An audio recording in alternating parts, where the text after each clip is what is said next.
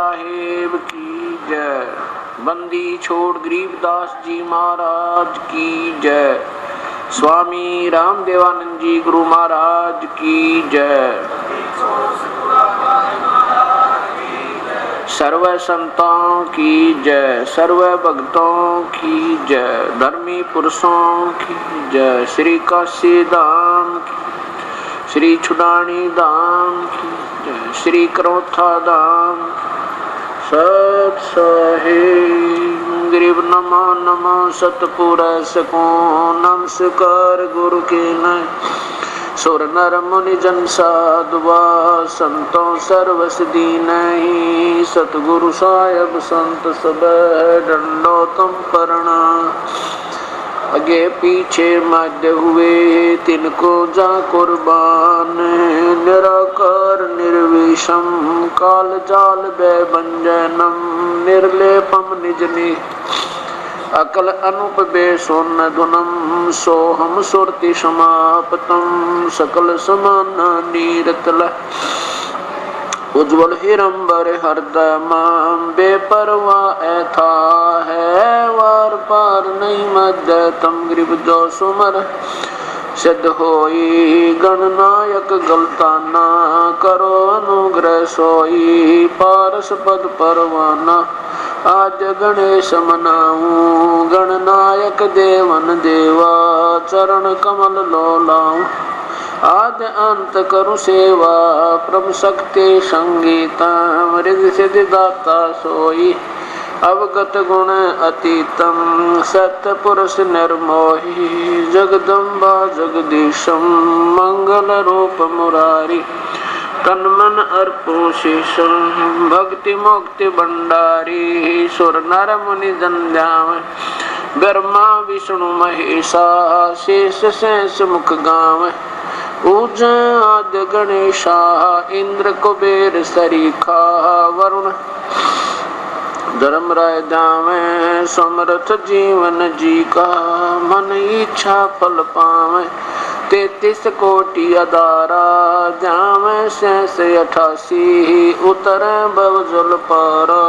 Cut है यम की फांसी 33 कोटि अदारा। शेष 88 उतरे भव जल पारा।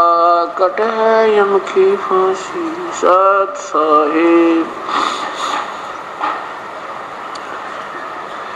कर जोरों विनती करो धरो चरण पर शीश। गुरु राम देवानंद जी महाराज ने दिया नाम बख्शीश। कोटि कोटि सजदा करूं कोटि कोटि प्रणाम। चरण कमल में रखियो मैं बांधी जमूला। अवगुण किए तो बहुत किए करत न मनिहारे। बावे बंदा बख्श दियो बावे गर्दन उतार। अवगुण मेरे बाप जी बख्शो गरीब निवाज। जो मैं पूत कपूत हूँ और पिता को लाज। मैं अपराधी जन्म का नक्शक बरे विकार। तुम दाता दुखे भंजना मेरी करो समझ। कूता तेरे दरबार का मोतिया मेरा नाम। गले प्रेम की जेवड़ी जा खेचो वहाँ जाऊं मैं। तो करो तो बावड़ू दूर दूर करो तो जाऊं। जो रखो तो ही रहूं जो देव सुख।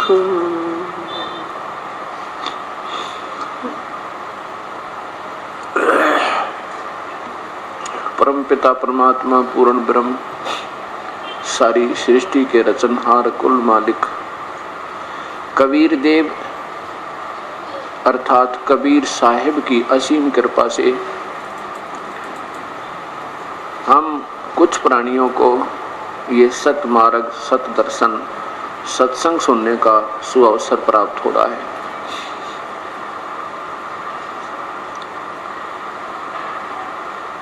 परमेश्वर पूर्ण ब्रह्म कबीर साहिब स्वयं ही आते हैं और इस काल के जाल में फंसे हुए हम अनजान आत्माओं को अपने निज घर का, अपने मूल स्थान का, जहां से हम बिछुड़ कर आए हैं, वो परमात्मा आप ही ज्ञान कराते हैं। जब वो परमेश्वर आते हैं तो हम उनको पहचान नहीं पाते हैं, जिसके कारण हम अपने भगवान से तो दूर रहते हैं और आन उपासना दूसरे प्रभुओं की साधना में हम लीन रहते हैं, और जिस कारण से हम अपने उस स्थान पर नहीं जा पाते जहां जाने से जीव की फिर कभी जन्म मृत्यु नहीं होती। वो परमेश्वर आकर हमें बताते हैं, लूट सको तो लूटियो राम नाम की लूटे, पीछे फिर पछताओगे हे प्राण जाएंगे छूटे। नहीं भरोसा देही का विनस जावे छन माही, श्वास उसास में नाम जपो भाई और यतन कछु नहीं। परमपिता परमात्मा कहते हैं, भाई लूट सको तो लूट लो या राम नाम की लूट। अगर तुमने कुछ लूटना है तो अब राम नाम की लूट लूट लो।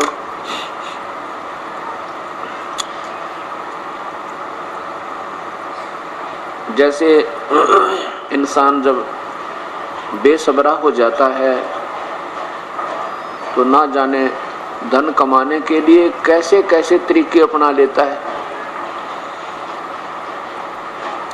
और जब इससे पुण्यात्मा को ये ज्ञान हो जाएगा कि जिस धन को तू जोड़ जोड़ कर बैंक भर रहा है या कोठी पर कोठी, कार पर कार बना रहा है, ये तेरा नहीं है, और जो तेरा धन है उसको तू अभी जोड़ना प्रारंभ नहीं कर पा रहा है। जब इसको ये ज्ञान हो जाएगा कि तेरा जो वास्तविक धन है उसको तू भूल चुका है, जब इसको पक्का विश्वास हो जाएगा कि वास्तव में ये धन है मेरा, बाकी ये धन अपना नहीं है, तो फिर ये इतना ही उसकी विपरीत दिशा में हो जाता है। जैसे भी पहले बहुत से महापुरुषों के प्रमाण मिलते हैं,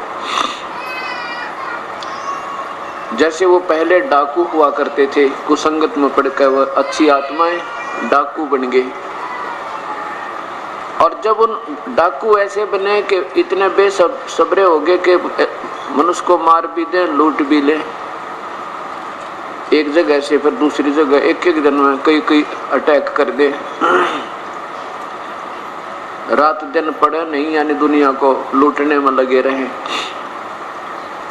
और जब उन कुसंगत में पड़ी हुई यानी कीचड़ में पड़े हुए लाल को और किसी संत ने अपने सत्संग रूपी अमृत जल से साफ कर दिया, फिर उनकी वृत्ति, क्योंकि उनका जो स्वभाव है वो लूटने का था, तो उनको फिर दूसरी दिशा मिल गई राम नाम के धन लूटन की, और उनके हरदम या पक्की जच गई कि ये धन लूटना चाहिए, वो तो गलत था, पाप भी बने थे और वो धन हमारा रहना भी नहीं था।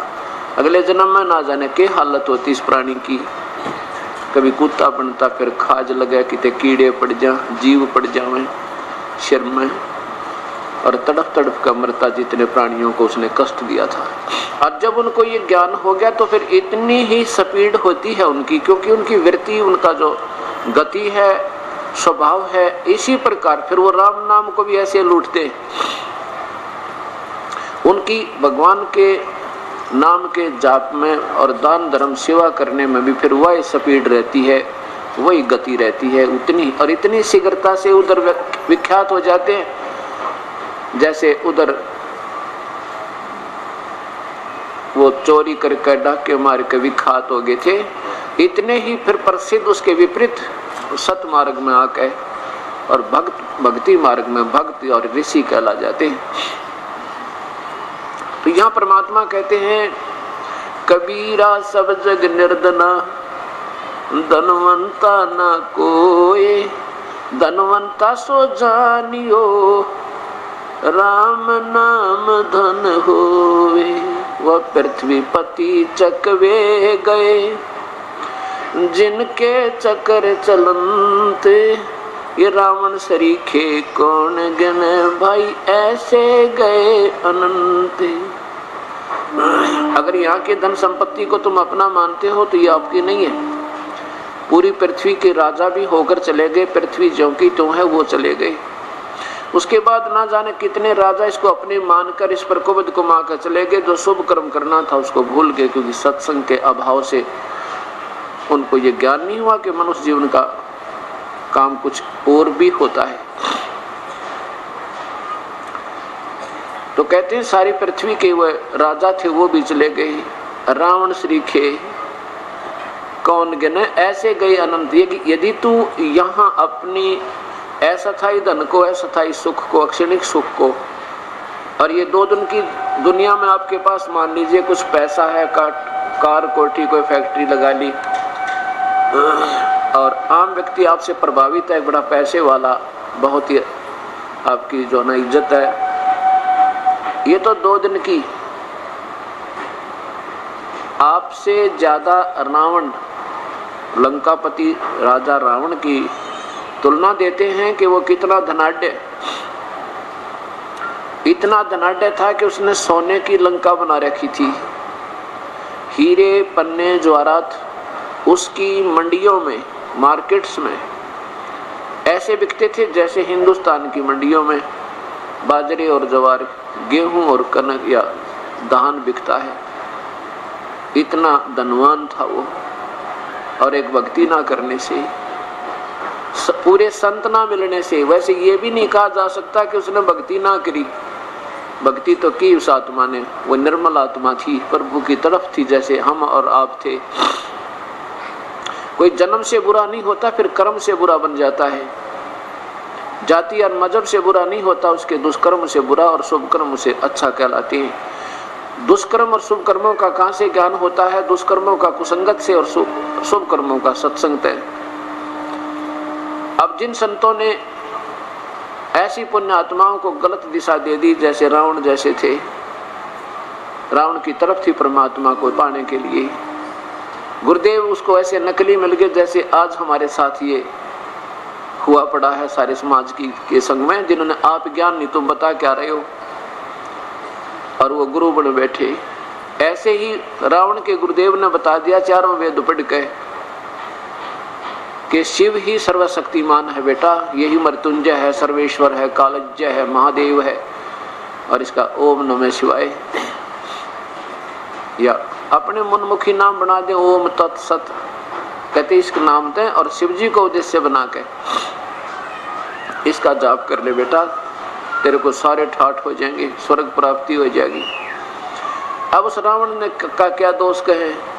दोष तो उस पाप आत्मा, उस गुरु का है जिसने आप ज्ञान नहीं तू इस उपजाऊ जमीन में बीजना चाहिए था गेहूं और बीज दी भांग, उसको ऐसा गलत दिशा दे दी। तो उसने दिन रात एक करके भक्ति की और अपने यहाँ से गर्दन काट के, गर्दन नहीं दोनों हाथ भी काट के, और भगवान के चरणों में 10 बार समर्पण कर दिया, और भगवान शिव ने 10 ही बार उसको वापस दे दिए, क्योंकि इतनी तो शक्ति इन भगवानों में है। इस मिट्टी को ये जोड़ तोड़ सकते हैं, कोई दिक्कत नहीं, लेकिन ये श्वास नहीं बढ़ा सकते। और जैसा उनका सैक्रिफाइस का जो कर्म बन गया उसका फल जरूर दे देते हैं, क्योंकि ये वर्क डन ही दे सकते हैं। और लेकिन ना ये स्वयं मुक्त, ना ये स्वयं अजर अमन, ना ये स्वयं अमर अजर अमर, विष्णु ब्रह्मा और शिव ये स्वयं नासवान और इनके पुजारी नासवान। अक्षणिक सुख गीता में इनको बुरी तरह लताड़ा है, जो तीनों गुणों की भक्ति करते, मूर्ख लोग, रुक्ष राक्षस स्वभाव के, रजगुण ब्रह्मा, सदगुण विष्णु, तमगुण शिव जी। अब दोष किसका है? इन गुरु लोगों का, जो समाज को गुमराह कर रहे हैं, शास्त्र के विरुद्ध साधना करवा के इनको दोषी बना रहे हैं, जिसके कारण कोई भूत बना, कोई प्रेत बना, फिर 84 में चक्कर काटे। तो रावण ने भक्ति भी की, लेकिन वह भक्ति शास्त्र विरुद्ध होने से उसको कोई लाभ नहीं हुआ। अब इसको हम लाभ मानते हैं, घर में धन हो गया, ऐसा हो गया, वैसा हो गया, फिर उसका प्रतिफल क्या हुआ? तो यहाँ परमात्मा कहते हैं कि पूर्ण संत मिले बिना, इसी बात का पवित्र गीता जी गवाही देती है। गीता बोलने वाला भगवान अंत में कह देता है, कर्णन उस परम पिता के बारे में मैं नहीं जानता भक्ति, वो तो कोई संत बतावेगा तो उसका सच्चा संदेश वाहक आएगा। और इसी का प्रमाण चारों वेद देते हैं। यही जो की तो व्याख्या जो पवित्र गीता जी में, वही पवित्र चारों वेदों में, क्योंकि गीता जी चारों वेदों का निष्कर्ष है ज्ञान मार्ग में। और वही प्रमाण पवित्र कुरान शरीफ आपके सामने पेश की जाएगी, वही उसमें प्रमाण है।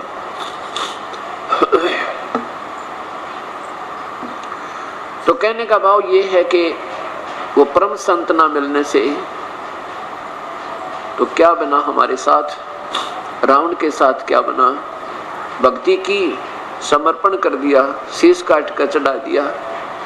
इतनी भक्ति आज के ये कलयुग के जो भगवान शिव के उपासक एक उंगली काट कर ना चढ़ा सकते, और जो रावण ने सैक्रिफाइस किया ऐसा तो ये 70 जन्म नहीं कर सकते। और फिर उसको मिला क्या उस भगवान शिव की उपासना से? वो गलत गुरु गलत मिल जानते हैं, मार्गदर्शक गलत मिल जानते हैं। भोली आत्मा अपना जीवन खो के चला गया, राक्षस कहलाया, पाप आत्मा बनाया, कितनों को दुख दिया, भगवान के साथ दुश्मनी ले ली, त्रिलोकीनाथ के साथ। और ऐसा दुष्कर्म जो ऐसे योद्धा को शोभा भी नहीं देता। एक अबला को उठा लेना, अपनी माँ को उठा लिया, सीता को उठा लेना, त्रिलोक जननी, त्रिलोक में ये तीनों माता कहलाती हैं, पार्वती माता, लक्ष्मी माता और सावित्री माता। अब कहने का भाव दास का ये है कि फिर सोने की लंका भी दे दी, धन गणा दे दिया भगवान शिव ने, क्योंकि ये सिद्धि और रिद्धि दे देते हैं। और ये धन, ये ज्यादा धन इस जीव का सबसे बड़ा दुश्मन है। माया गणी हुई ना, और इसमें कुब्द जागी ना, ये सतमार्ग पर चल ही नहीं सकता जब इसके पास धन गणा हो जाएगा। और संत परमात्मा तो इस माया से दूर करने की चेष्टा करते हैं और सलाह देता है परमात्मा के बेटा इस माया को ज्यादा मत मांगना। कितना मांगना? साईं इतना दीजियो जिसमें कुटुंब समावे, हम भी भूखे ना रहे, अतिथि न भूखा जावे। हमें तो इतनी देना प्रभु कि ज्यादा माया ना देना, कहीं इस घनी माया को पाकर हम आपसे दूर ना हो जावें। ये माया जीव को परमात्मा से प्रथम दूर करे, क्यों घूटी लाने लग जाएगा। या कितना एक फैक्ट्री की जगह 2 ला बैठेगा, उसमें वो कुछ कर्ज हो जाएगा, कुछ मजदूर छटराई कर देंगे, सारी रात नींद आवे ना, भगवान भूल जाएगा, फिर घुट्टी लाने लग जाएगा, कहते टेंशन ठीक करूं इसलिए घुट्टी शराब पीता हूं, और फिर गया काम तय। परमात्मा कहते हैं परमेश्वर आप डॉक्टर की तरह ट्रीटमेंट करना दास का। बीपी डाउन होता है कौन सी गोली, अप हाई हो जाता है कौन सी गोली, ठीक रखियो मालिक। बीपी हाई भी बुरा, डाउन भी गलत। तो हे परमेश्वर गणे धन भी बुरा और थोड़ा भी काम ना चले थोड़े में। तो साईं इतना दीजिए जिसमें कुटुंब समावे, हम भी भूखे ना रहे, कोई अतिथि ना भूखा जावे। अब जब हम पूर्ण परमात्मा, पूर्ण परमात्मा के नुमाइंदे, पूर्ण संत की शरण में आ जाएंगे, फिर वो कबीर परमेश्वर, वो पूर्ण ब्रह्म आपको आपके भाग्य से ज्यादा भी देगा, अपने कोष ते, अपने खजाने ते भी दे देगा ये दयालु भगवान। और आपके साथ हरदम रहेगा। कैसे? जो बच्चा गौ की नजर में, यो साईं ने संत भक्तों के पीछे फिर ये भक्त वचल भगवंते। भक्तों के पीछे फिर ये भक्त वत्सल भगवंत, वो कबीर परमेश्वर, वो भक्त वत्सल भगवंत। अब देखो ऐसा नहीं है कि भगवान ब्रह्मा विष्णु शिव भी ये भी शक्ति रखते हैं, जैसे एक प्रांत का विभागीय मंत्री होता है वो भी राहत दे सकता है, और उनसे राहत लेने का भी यही तरीका है, उनकी मर्यादा में रहे, सच्ची लौ लगावे, तो वो जितना राहत वो दे सकते हैं दे देंगे। लेकिन गीता में मना किया है तो अक्षणिक सुख है, ये मंदबुद्धि मूर्खों का अक्षणिक लाभ है, ये तो मूर्खों की पूजा, बेवकूफों का साधन है, भक्ति है तीनों गुण और देवता, अन्य देवता तक। आन देवता माने वैसे तो एक पूर्ण परमात्मा, पूर्ण ब्रह्म, कबीर देव, देव माने भगवान होता है, देव का अर्थ होता भगवान। और जैसे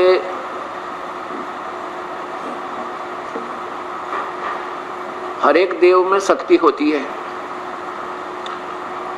अब ब्रह्म कहता है कि जो मुझे छोड़कर अन्य देवताओं की पूजा करते और भगवानों की, जैसे ब्रह्मा भगवान, विष्णु ब्रह्मा देव, ब्रह्मा विष्णु देव और शिव महादेव, शिव शंकर देव, ये भी आन, ब्रह्म कहता है ये आन देवता है, अन्य देवताओं की पूजा। और वैसे फिर आन देवता में कौन कौन आ जाते हैं? पूर्ण परमात्मा, पूर्ण ब्रह्म, वो कबीर देव। उस एक देव न छोड़कर एकम, एकम माने अद्वितीय, जिसके बराबर दूसरा ना हो, उसको त्याग के अन्य पर ब्रह्म भी और ब्रह्म भी, और फिर ये ब्रह्म के तीनों पुत्र ब्रह्मा विष्णु महेश भी आन देवता में आते हैं, दूसरे देवताओं, अन्य देवताओं। अब कहने का भाव ये हमारा कि हमने उस परम पिता की पूजा ही करके अपना आत्म कल्याण कराना है, और ये भी भगवान राहत दे देते हैं। इनकी पूजा भी करोगे तो ऐसे ही करनी होती है, और लफंडर पड़ा नहीं, जैसे हठ योग करके तप करके कितना पानी में खड़ा होकर कितना किसी तरह कोई व्रत रख कर नहीं, वो भी साधना शास्त्र में कुल ही करने से कुछ राहत वो दे सकेंगे, अन्यथा नहीं देंगे आपको। अब जैसे रावण ने पूजा की, केवल शिव जी को ही अपना इष्ट मान लिया और किसी देव में श्रद्धा नहीं रखी, तब वो राजी हुए। जो पति भरता पति से राती आन पुरुष निभावे, यानी किसी भी देव की अनन्य मनते करनी पड़ेगी। काल कहता मेरी पूजा करे तो मेरी भी अनन्य मनते। अव्यभिचारिणी भक्ति, अव्यभिचारिणी भक्ति होती है जो लड़की अपने एक पति पर आश्रित रहे, उसको अव्यभिचारिणी कहते हैं। और व्यभिचारिणी वो होती है जो वैश्यावृत्ति में लड़की आ जाती है। तो जो एक भगवान ने, एक परमात्मा की भक्ति ना करके, श्रद्धा ना रखे, और सभी देवताओं की, उसकी भी, माता की, मसाणी की, बारडी की भी, तरली की, पितरों की, श्राद्ध, कहते ये तो आन उपासना ही, व्यभिचारिणी भक्ति बताई। गीता जी में प्रमाण है इस बात का। तो जिस भी इष्ट का भक्ति करनी है अनन्य मन से करनी है, तो वो जितनी उसमें शक्ति समर्थता है उतना लाभ दे देता है। जैसे आपकी किसी दोस्ती होगी तहसीलदार से, और उसके साथ भी आपका एक रस सही प्रेम हो गया, तो आपको पूरी राहत देगा। जैसे आपने को इतनी राहत दे सके, अपना रजिस्ट्री करानी पड़ेगी कि तक कभी, वो तो जीवन में एक आधी बार सूत बैठे बस। आप उसके पास जाओगे तो आपको अंदर कुर्सी में बैठा होगा और वही चाय मंगाओगा और वही बैठे रजिस्ट्री करके हाथ में दे देगा, आपने कहीं नहीं जाना पड़ेगा। इतना सुविधा वो दे दी, पर इससे बाहर का कोई लाभ वो नहीं दे सकता। उसके बाद तो संसार में बहुत घने काम है जो हम अधिकारियों से कराने होते हैं। तो इसलिए कहा कि एक कैसा दे सब सदै, और जब प्रधानमंत्री तो मेल हो जाता है, वो तहसीलदार जाते सलूट मारे और उसी कुर्सी पर बैठा और चाय पिलावे, जो पता लग जाए प्रधानमंत्री का खास नुमाइंदा है, और काम करे, और भी काम जहाँ जाओ वहीं सरे, वो सारे काम ठीक हो। इसी प्रकार उस परम पिता की एक कैसा दे सब सदै, सब साधे सब जावे, और माली सींचे मूल को फिर फले फूलेगा।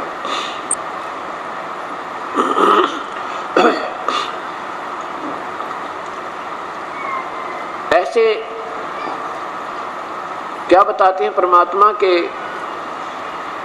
साईं इतना दीजिए जिसमें कुटुंब समावे, अम्बी भूखे ना रहे अतिथि ना भूखा जावे। कबीर परमेश्वर। चारों युगों में आए हैं ये परमात्मा। सतयुग में सत्सुकृत नाम से, त्रेता में मुनिंदर नाम से, द्वापर में करुणामय नाम से और कलयुग में उस परमेश्वर का वही नाम जो इनका वास्तविक नाम है, कबीर देव। हम उसे कबीर साहिब कहने लगे। कबीर साहिब, कबीर साहिब कहो, कबीर देव कहो, कबीर भगवान कहो, कबीर अग्नि कहो, कबीर पुरुष कहो, पुरुष कबीर पुरुष, कबीर भगवान, कबीर अल्लाह कहो, कबीर गॉड कहो, कबीर रब कहो, हक्का कबीर, सत कबीर कहो। सत कबीर माने अविनाशी कबीर।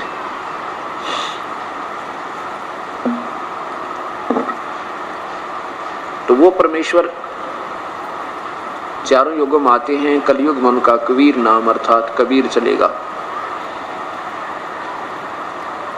जब वो परमात्मा जिस युग में भी आते हैं अपने सत भक्ति का सत संदेश देते हैं, जैसा परसों आपको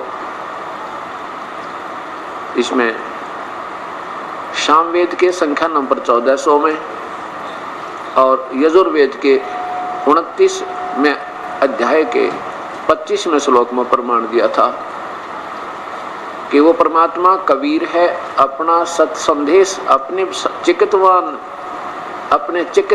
ज्ञान का, चिकित्वान माने स्वस्थ ज्ञान का, कति बिल्कुल जिसमें कोई किसी प्रकार की कोई मिलावट ना हो, कोई रोग ना हो, कोई दुख किसी प्रकार का शंका ना हो, ऐसा ज्ञान लेकर आता स्वच्छ, स्वस्थ और स्वच्छ। और वो कबीर है स्वयं ही। जब वो परमात्मा कलयुग में आए हुए थे उसमें इसी प्रकार जैसे ये दास उसी परम पिता की 600 वर्ष पहले बोली हुई है सतवाणी, अमरवाणी, अमृतवाणी, सतकथा, सतज्ञान, चारों वेद जिसमें समावेश, 18 पुराण, 11 उपनिषद, महाभारत, पुराण, पवित्र बाइबल यानी गुरु, ये सब का उसमें समावेश है। और वो कहा करते थे कि भाई देखो तुम जो पूजा कर रहे हो हिंदू लोग, ये तुम्हारी पूजा ठीक नहीं है, ये तुम्हारे गुरु ठीक नहीं है, ये तुम्हें शास्त्र विरुद्ध साधना बता रहे हैं।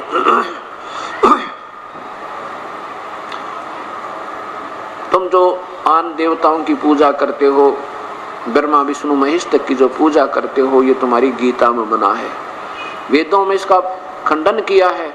श्राद्ध निकालना गीता और वेदों में मना किया है। अब इस बात को जो भोली आत्मा थी वो जाकर अपने गुरुओं से बताते, सत्संग सुनकर कहते जी वो जुलाहा पता नहीं क्या उठपटांग बकवाद कर रहा है वहां पर सत्संग में, कहता है तुम्हारे गुरु ठीक नहीं है, वो गीता के विरुद्ध साधना बताते हैं, गीता में कहीं नहीं लिखा के, वो कहता है कि गीता में श्राद्ध निकालने को मना किया है गुरुदेव, क्योंकि अपने पूर्वज भोले भाले थे, अनपढ़ थे, अशिक्षित थे और उसमें शिक्षा ग्रहण करने की केवल एक वर्ग को ही अधिकार था। शिक्षा ग्रहण करने का एक ही वर्ग को अधिकार था, वो ब्राह्मण कहलाते थे और दूसरी जाति वाले ना शिक्षा ग्रहण कर सकते थे और ना कोई वेद शास्त्र पढ़ सकते थे। उनको गुरु कहते थे, गुरु पढ़ावे और तुम सुनो।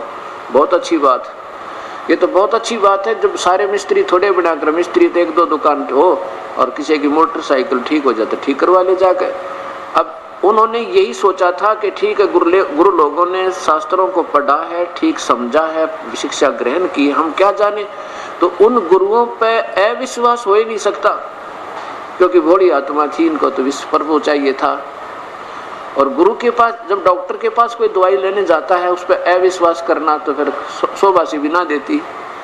मरीज तो कर ही नहीं सकता अविश्वास, क्योंकि उसको तो अपना दुख निवारण होना चाहिए, कोई कर दे और उसकी हर बात को स्वीकार करेगा। अब उन नीम हकीम ने देखना था, तो इसकी मृत्यु का कारण बन रहा है, इसको गलत दवाई देकर। तो उन गुरुओं ने सोचना था तुम अपने स्वार्थ की खातिर के लिए और इनको शास्त्र विरुद्ध साधना क्यों दे रहे हो। अब जब वो जाकर बताते हैं कि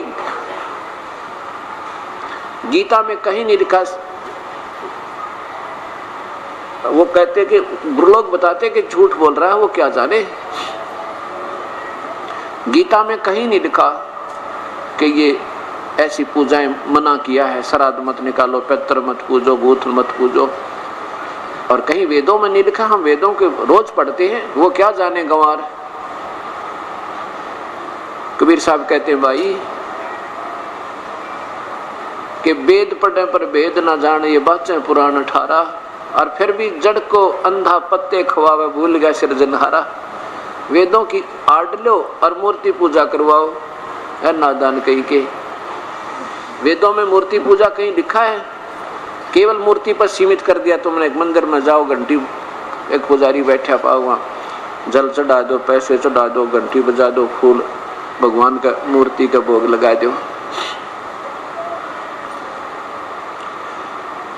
इस बात से हिंदू लोग नाराज हो गए। क्या बताते थे परमात्मा? अरे बोली सी दुनिया, गुरु बिन कैसे सरिया। पूरे संत के बिना क्यों कर बात बने। अपने लल्ला के बाल उतरवावे, देख कैंची ना लग जइया। और एक बकरी का बच्चा लेकर उसका गला कटैया। रे बोली सी दुनिया, गुरु बिन कैसे सरिया। कहते हैं कि नादान संतों ने, मूर्खों ने इन प्यारी आत्माओं को कहां सीमित कर दिया, शास्त्र विरुद्ध साधना पे। एक बुढ़िया जाती है अपने बच्चे का मुंडन करवाने के लिए, पोते का, और साथ में उस बच्चे की मम्मी पहुंच गई कहां? माता के ऊपर, जहां इष्ट स्थान पे। एक बुढ़िया गई गुड़गामे वाली पे, मान लीजिए कोई काली पे, तो वहां जाकर क्या कहते हैं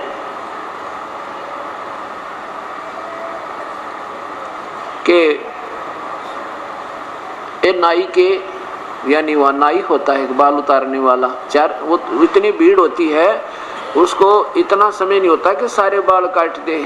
शीघ्रता से क्या करे, भाई जल्दी कर दे, मैं जल्दी जाना है। तो वो क्या करता है, 2 कैंची मारता है और इतने बाल पकड़ा देता है बुढ़िया तक। और वो फिर अंदर जाकर कहा, माता के दरबार में चढ़ा देते हैं, अपने इष्ट धाम के अंदर मंदिर में। और बाहर 5 रुपये लेगा तो वहाँ मंदिर में 20 रुपये लेता है 2 कैंची लगाने की, क्योंकि उसको पता है कि यहाँ तो ये पक्का फटाफट शीघ्रता का काम है। उसका फिर क्या होता है कि आजकल वहाँ एक कॉन्ट्रैक्ट होने लगा। कॉन्ट्रैक्ट बेस पर छूटता है ये कि एक ठेकेदार होता है, वो ले लेता है, जैसे 2 लाख रुपए में एक माता का जो समागम होगा, 2 लाख रुपए सर उस कमेटी को दे देंगे, जिस दोस्त का प्रबंधक कमेटी है, बाकी व्यवस्था हम करेंगे। ज़्यादा आवेगा तो हमारा और कम आवेगा तो हमारा। तो फिर ऐसे नहीं बिठाओगे जो बाहर 5 में काटने थोड़ा 20 लेंगे। तो ऐसे उस क्या करती है, कहते हैं देख भाई नाई के धीरे धीरे काटना, नाई धीरे धीरे काटना, मेरे पोते के बाल कहते कैंची ना लग जाए, इसका अभी कच्चा सिर है, नाजुक नाजुक सा।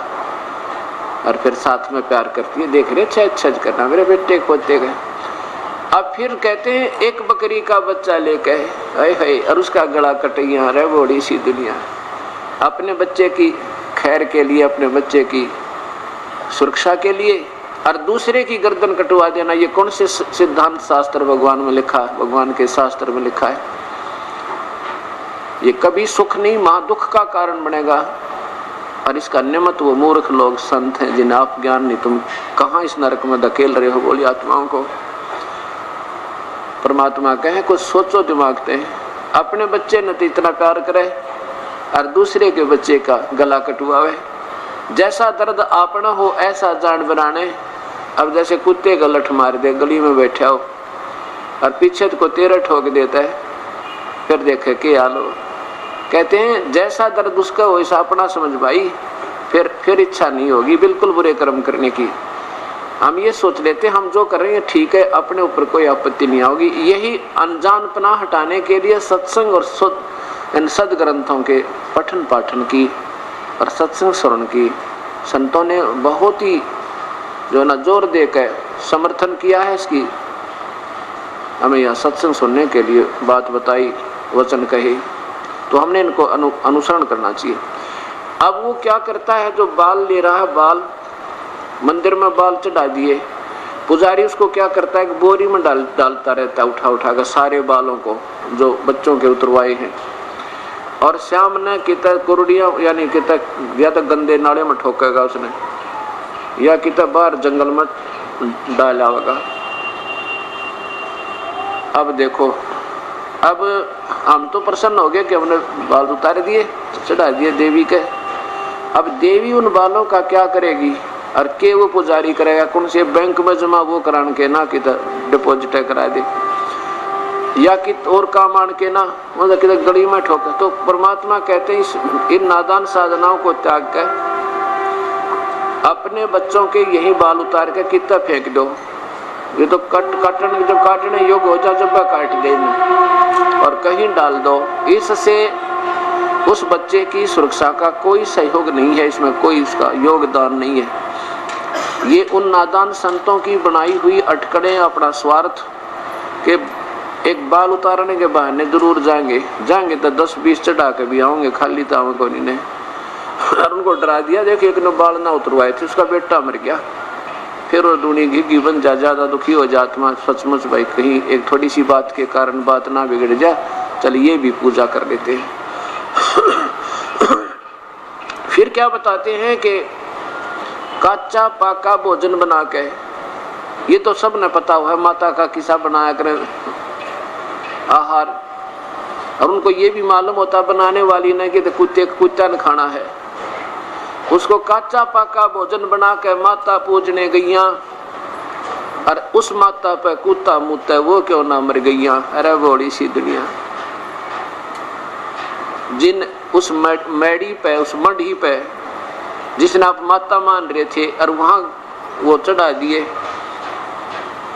बना रखा था अपना भोजन, उसको डालते ही कुत्ते 1 सेकंड में आ लेते। वो तो लठ लेकर खड़ा होना पड़ा है कि इतने पूजे इतने डट जा। और बुढ़िया नीचे उतरी ना, कुत्ते ऊपर, उसका सारा आहार खावा माता का, और चलती आन उस पर पेशाब करें। परमात्मा कहे तुम तो इससे डरो इस पत्थर से, और वो कुत्ते उसके ऊपर मुँहते। उनकी टांग क्यों ना तोड़ दी उस माता ने जब उसमें बैठी होती थे। अब आपके कुत्ता, आपके वस्त्र पे कुत्ता मूत के दिखाइयो, जब लठ लेगा नहीं पड़ो तो उसका 2 ठोको, क्योंकि आप तो वर्तमान में हुआ कुछ भी नहीं है, जिसके भ्रम में आपको अज्ञानता में अपना जीवन खो रहे हो, जो सत भक्ति हुआ की नहीं, और फिर ये मनुष्य जीवन बर्बाद हो गया। फिर क्या बताते हैं कि जीवित बाप के ला तो झगड़ा करें। पिताजी जब वर्तमान में होते हैं, जब तो नाना बातों पे मनमुटाव भी रखें, कहे कि मानना, और जब वो मृत्यु को प्राप्त हो जाता है फिर उसके शरीर को तो फूंक दिया, और फिर कहते हैं इसके फूल उठाओ, अस्थियों को गंगा में प्रवाह कर दो। परमात्मा ने कहे भाई फिर देखो, अगर तुम ऐसे पिता के ज्यादा श्रद्धालु हो तो जीवित को सुख देते। जीवित था जब उसको समय पर भोजन अच्छा बढ़िया, क्योंकि सारी उम्र बच्चा, माता पिता जो है अपने बच्चों के लिए अपना जीवन निछावर कर देते हैं, और व्यर्थ अवस्था में फिर वो उम्मीद रखते हैं कि बच्चे हमें कुछ तो प्यार दे दें, और उसमें हम भूल जाते हैं कि हम भी कभी बाप बनेंगे और हम भी फिर आगे बूढ़े होंगे, और हमारे साथ क्या व्यवहार होगा। इसी अज्ञानता से हम एक दूसरे को पीड़ित करते रहते हैं। अब तो हम ये याद दिलाते हैं संतजन, परमात्मा की प्यारी आत्माओं को, कि तुम जीवित है ना जब माता पिता, उनकी खूब सेवा करो, उनके जो है हृदय को जीतो, ताकि वो सुखी खुशी खुशी अपना प्राण त्याग कर चले जाएं। अब वो मृत्यु को प्राप्त हो चुके हैं, और फिर उसको कहते हैं अस्थियों को वहां डाल के आओ। अपने हाथों आग लगा दी, काम सारा कर दिया तमाम, और फिर अस्थियों को उठा के वहां डाल के आओ। कहाँ? गंगा में। क्यों का कोई जवाब नहीं किसी के पास। किस लिए डालते हैं? अके तो सभी डालते आए, हम तो पक्की परंपरा भाई, नहीं तो लोग समाज क्या कहेंगे। देखो अब ये फूल नहीं उठाने हमने, अगर इस भक्ति को करना है, प्रभु की मार्ग पर लगना है, तो ये वो पाखंड जितने हम पहला करते थे सब पूजाएं त्यागनी होंगी। बात रही दूसरी, जैसे आपने शहर में समस्या बताई, 1-2 भक्त ने आके कि शहर में क्या होता है जी, जहाँ हम अपने जो मृत्यु को प्राप्त हो गया परिजन, उसको वहाँ सभा करते हैं, तो उसकी अस्थि को हमने उठाना होता है, वो तो कहीं डालो वहाँ से उठा के, वो कोई बात ना, उनको उठा के आसपास किसी नहर में भाई डाल दो, कोई बात नहीं, वो तो बात हुई अलग। और उसको स्पेशल गंगा में जाकर लेके जाना, उसके लिए उसकी वहाँ गति करवाने जाना, पेंट भरवाना, उसके फिर श्राद्ध निकालना, ये शास्त्र विरुद्ध है। और जैसे गांव में अभी यह समस्या नहीं आई है तो बिल्कुल नहीं भूल के भी देखा उन फूलों को कितना पड़े रहे। चीज थी वह जा चुकी, हमारे पिताजी जो आत्मा थी वो गई, वो किसी कर्माधार पर कहीं दूसरे स्थान पर उसने अपना जन्म पा लिया होगा, और पीछे तुम उनके श्राद्धों में और ना जाने के काम करें जा। वो गुरु लोग फिर बाद में हमारे को ठगते रहते हैं, अनजान गुरु लोग। वो गुरु भी नहीं कह सकते उनको हम वैसे तो, लेकिन अब इस भाव से कहना भी पड़ता है। उसी परिभाषा को समझाने के लिए, उनके गुणों से परिचित कराने के लिए गुरु क्या होते हैं, और जो गुरु नहीं है उनको भी गुरु कहते हुए भी वो गुरुओं वाले काम नहीं करते। फिर क्या बताते हैं कि जीवित बाप के लट्ठम लट्ठा मुँहे गंग पुचैया, और फिर आवे आसोज का महीना, फिर कौआ बाप बनैया। है क्योंकि फिर आसोज में वो श्राद्ध निकालने का समय आता है, फिर कौआ बाप बनाया। पहले तो उसके पिंड भरवाओ, पहले तो उसके 13वीं करो, फिर महीने करो, फिर वर्षी करो, और वर्षी के बाद फिर शुरू हो जाए श्राद्ध। और श्राद्ध जब निकालते हैं, जब कहते हैं ना सबसे पहले ऊपर डाल दो, ऊपर कि हो सके तुम देखो ना, हो सके तुम्हारा पिताजी कोई कौवा बन गया हो।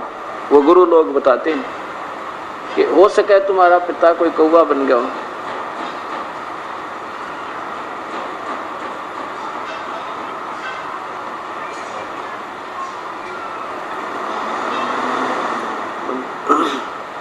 पानी चेक कर। अब कभी किसी समय भी बगैर सोच के मैंने रख दो ऊपर रोटी, कौवा सबसे पहले आओगा।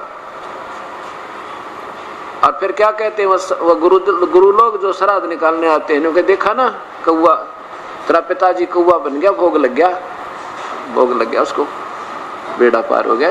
अब परमात्मा ये कहते हैं कबीर साहब, देखो नादानो, जब आपके पिताजी जीवित थे, दिन में 2-2, 3-3 रुपए तो रोटी खाते थे, कई बार दूध चाय पिया करते थे, पानी पीते थे।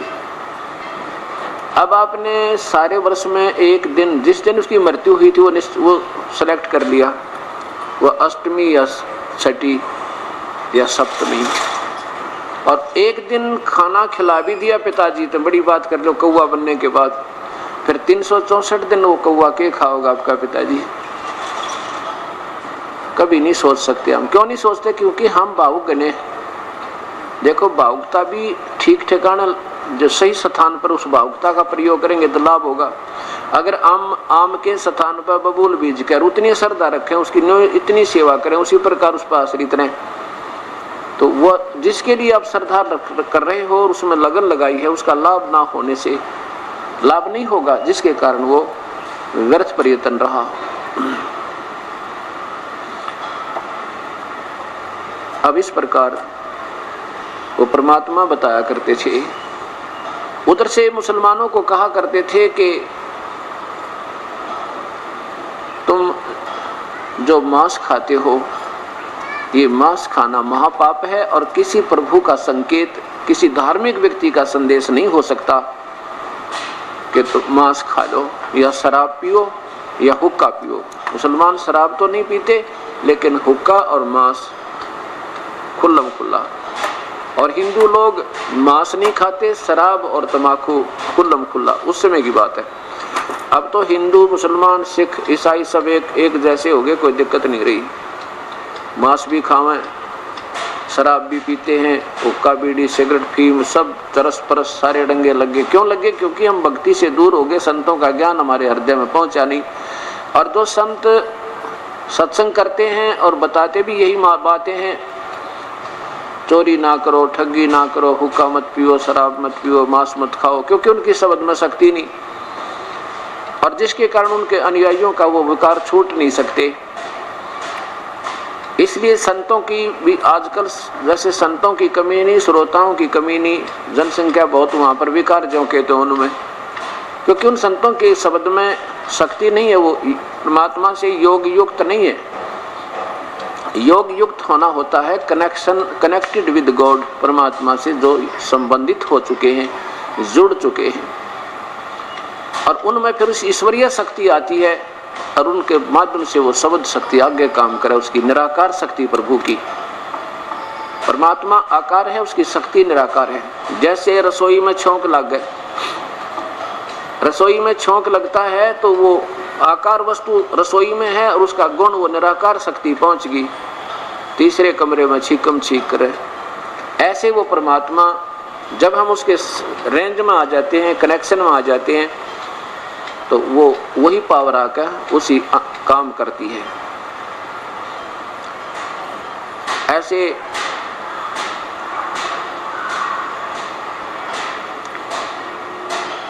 कबीर साहब कहा करते कि तो तुम मांस खाते हो, शराब ये और बकरे को बलि कर चढ़ाते हो अल्लाह का नाम लेकर, वो कहते हैं ये अल्लाह बकरे नहीं खाता, ये तो तुम्हारी जीभ चटोरी होगी। जिन महापुरुषों की ओट लेकर जिन्होंने सवत समाज बनाया था, वो मुसलमान धर्म जिससे प्रारंभ हुआ हजरत मोहम्मद जी से, नबी मोहम्मद से। नबी माने संदेश वाहक, रसूल का अर्थ होता अवतार। क्या बताते हैं कि उन प्यारी आत्माओं ने, हजरत मोहम्मद जी ने कभी मांस छुआ भी नहीं था, नादानो, तुम उनकी आड़ में ऐसी गलती कर रहे हो, उनको बदनाम कर रहे हो। नबी मोहम्मद नमस्कार है, राम रसूल कहाया, 1,80,000 को सौगंध जिन नहीं कर चलाया। परमात्मा कहते हैं कि हजरत मोहम्मद जैसी, हजरत मोहम्मद जी कौन थे? ये भगवान शिव के गण थे, भगवान शिव के लोक थे, द्वीप थे। ये एक पुण्य आत्मा जिनके संस्कार मानुष के बाकी थे। वहाँ देवलोक में विष्णु जी के शिव के उपासक रहे थे पहले जन्म में, फिर शिव के लोक में अपने पुण्यों को आधार पर वहाँ रहे, समाप्त हुआ। फिर कुछ पुण्य और बचे होते हैं और कुछ पाप हुआ, फिर मानव शरीर में और मिल जाता है उनको। हो सकता है 1-2 लगातार मानव शरीर और भी मिल सका है और फिर 84 लाख योनियों में जाना पड़ता है।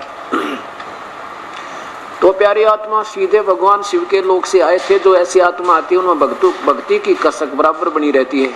और ये हजरत मोहम्मद जी पहले कौन थे? ये पहले ऋषि लोग हुआ करते थे, जो ना हिंदू था, ना मुसलमान, सिख, ना ईसाई। उस समय की उनकी सत भक्ति शास्त्रानुकूल साधना का भी भक्ति का अंश उनमें बकाया था। तो शिवलोक में गए, शिवलोक से फिर आगे मृतलोक में। यहाँ भी प्रभु की चाह थी। उनका जीवन चरित्र रखा दास के पास। अब दिन में ये प्रोजेक्टर पर साफ दिखाई नहीं देता, इसलिए मौखिक बताता हूँ। और ये जो दास एक भी शब्द का है उसको सत्य मानना, बिल्कुल वो शास्त्र के बाहर नहीं होगा एक अक्षर भी। तो उनके जीवन चरित्र में देखा कि हजरत मोहम्मद एक गुफा में चले जाते थे, सुबह और शाम ने 2-2, 3 दिन वहीं रहते थे अपनी भक्ति, क्योंकि कसक थी परमात्मा की, और लगे रहते थे। एक दिन कहते हैं जबराइल नाम का एक देवता आया, फरिश्ता आया, उसने उनको ऐसे दबोच लिया जैसे उनके प्राण निकल जाए 1 मिनट में। फिर घबरा गए और कहा कि पढ़ो। अब वो फिर बोला नहीं, फिर दोबारा फिर दबाया कि पढ़ो। कोई कागज सा आगे करा। वो हजरत मोहम्मद कहने लगे कि मैं तो अनपढ़ हूँ, मैं नहीं पढ़ सकता है, शिक्षित हूँ। अब फरिश्ता चला गया। कहते हैं हजरत मोहम्मद बाहर खड़ा खड़ा कांप रहा है, वापस आ गया, अपनी पत्नी को बताई सारी कहानी, और फिर बुखार चढ़ गया। 2-3 दिन में बुखार उतरा, डर गए। कुछ दिनों के बाद फिर चला गया उसी गुफा में। वो फरिश्ता फिर आया, उसने फिर ऐसे ही उनको दबोचा, मजबूर किया। कहता ऐसे पढ़ो। तब कहते हैं वो पढ़ने लगा, बताया कि ऐसे बोलो, ऐसे बोलो, बोलने लगे। अब ऐसे ये कुरान शरीफ में उससे काल और काल के फरिश्तों ने उन प्यारी आत्मा को बाई फोर्स डरा धमका के, जैसे अर्जुन को डरा धमका के युद्ध करवा दिया, और ज्ञान उस काल ने अपना दे दिया। तो ऐसे हजरत मोहम्मद को डरा और धमका के जबरदस्ती कहा ऐसे बोलो, ऐसे ऐसे शिक्षा दो लोगों को। अब वो डर, उसके भय से फिर जैसा उस फरिश्ते ने उनको समय समय पर आकर जो मार्गदर्शन किया, और उसके आधार पर वो करता रहा। दूसरा क्या होता है कि जैसे पुजारी लोग होते थे, उन पुजारियों में कोई प्रेत आत्मा आकर बोलती थी, या कोई जैसे फरिश्ते भी आ सकते हैं जो ये पितर बने हुए हैं, ये भी प्रवेश कर जाते हैं भूत की तरह। और ये काल भी प्रवेश कर जाता है, जैसे कृष्ण में प्रवेश कर गया, चारों ऋषियों में प्रवेश किया और वेद व्यास में प्रवेश करके गीता और वेदों को फिर लिखवाया। जैसे भगवान श्री विष्णु में देवी प्रेतनी की तरह प्रवेश थी, वो बेहोश पड़ा था, फिर निकल गई तब वो होश में आया। ऐसे ये प्रवेश करके और ये बोलते रहते हैं और फिर वो लिखने वाले उनके आदेशों को लिख लेते हैं, जिससे कुरान शरीफ बन गई। जैसे आजकल ब्रह्मा कुमारी एक पंथ चल रहा है, वो कहते हैं कि ये गीता ना पहले सदाशिव ने बोली थी, श्री कृष्ण में प्रवेश करके उसकी आत्मा में स्वयं अंदर जाके। बिल्कुल ठीक है, ये सदाशिव है कौन? ये तो काल है, ज्योत निरंजन। और इसको ये जो सदाशिव बोल रहे हैं इसने कि यही है वह सर्वेश्वर, सर्वेश्वर, निराकार, निरंकार।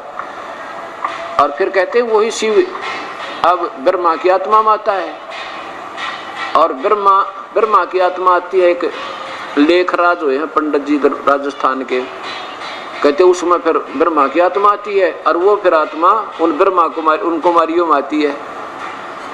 2 लड़कियां बैठ जाती माउंट आबू में, बताते हैं, और वो कहते हैं पहले तो बेहोश हो जाती है, कहते निढाल उनमें जान मांस कुछ नहीं होता, श्वास भी नहीं, ऐसे श्वास धड़क रहे होते हैं, चल रहे होते हैं थोड़े थोड़े, फिर थोड़ी देर में वो बैठ जाती हैं। फिर उनकी आवाज़ भी अलग होती है, उनकी बोलने की शैली भी अलग होती है।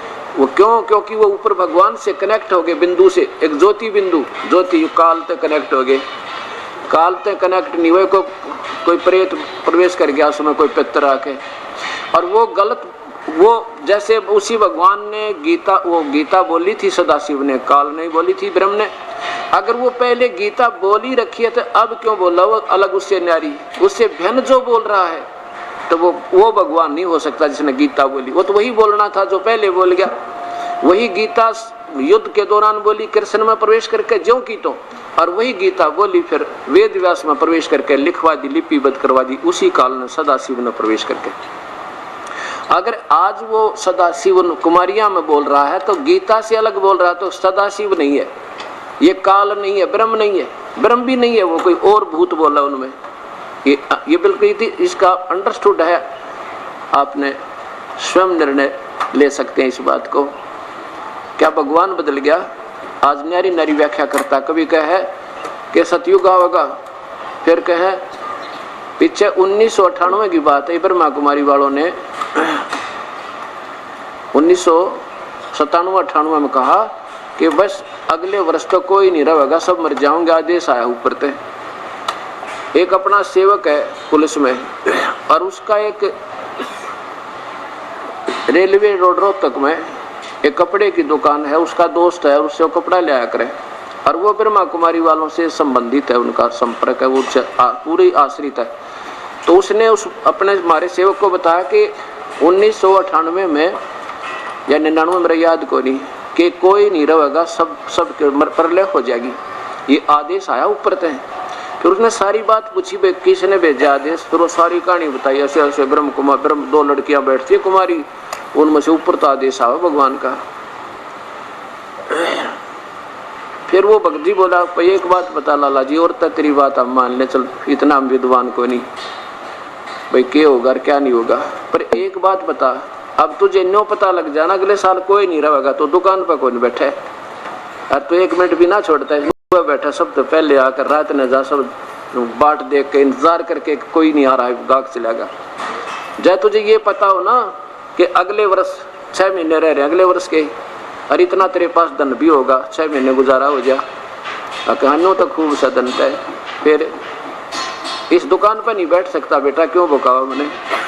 और फिर क्या होना जाना था, नो कई आदेश बदल गए, जब ना हो नो कई आदेश बदल गए, करे घर के कानून, और 84 में ठोके जाओगे बनावटी बात बनाने वाले। इन पवित्र शास्त्रों में लिखा, उसने फिर देख लो, उसी तरह फिर लग जाओ जो आदि हमारे पूर्वज किया करते थे, उन्हीं के आधार पर फिर करो, मत भरमो इस नादानों की इस नादानी के आधार पर। अब ऐसे मुसलमान धर्म की तरह ही ये एक और नरी एक किताबें बन जाएंगी इनके ऑर्डरों की, जो ऊपर से आ रहे हैं, और फिर ये ना जाने कितने जीवों को फिर भ्रमित बना के ग्रुप बन जाएगा। अब क्या होता है कि कबीर साहब कहते हैं कि 1,80,000 अनुयायी हुए थे हजरत मोहम्मद जी के। उन्होंने बीड़ी शराब मांस तंबाकू ये कह दिया था, जो छुआ भी गाना मुसलमान नहीं होगा, वो पवित्र आत्मा नहीं होगी, वो भक्ति के योग नहीं होता। और ये नियम है ईश्वर का। और यहाँ तक हजरत मोहम्मद जी ने कहा था कि जो ब्याज भी लेगा ना मेरा अनुयायी, वो मुसलमान नहीं है। जो ब्याज ने भी मना करा, जो पुण्यात्मा क्या गऊ काटने को कह देगी या कोई बकरे काटने की सलाह दे सके या मांस खाने की, नहीं, मर सकते हैं लेकिन वो ऐसा मांस मिट्टी नहीं खा सकते। तो उसके लिए गवाही देते हैं परमात्मा के नबी मोहम्मद नमस्कार है, वो तो अच्छी आत्मा थी, ठीक है, उनको मार्गदर्शन अलग मिल गए, वो अपने हिसाब से कर गए, लेकिन उनकी आत्मा में कमी कती नहीं थी, उनका उद्देश्य ठीक था। पर आगे भक्ति जो उन्होंने मिली वो ब्रह्म तक की, बेचून अल्लाह केवल निराकार भगवान तक की मिली। जैसे ही आप देख रहे हो ये राधा स्वामी पंथ, धन धन सदगुरु पंथ और जितने भी ये जो जय गुरुदेव जी महाराज, ये सभी राधा स्वामी पंथ से निकली हुई ब्रांचेज है। और ये महिमा तो गाते हैं सतलोक की, सतपुरुष की, और नाम देते हैं काल के।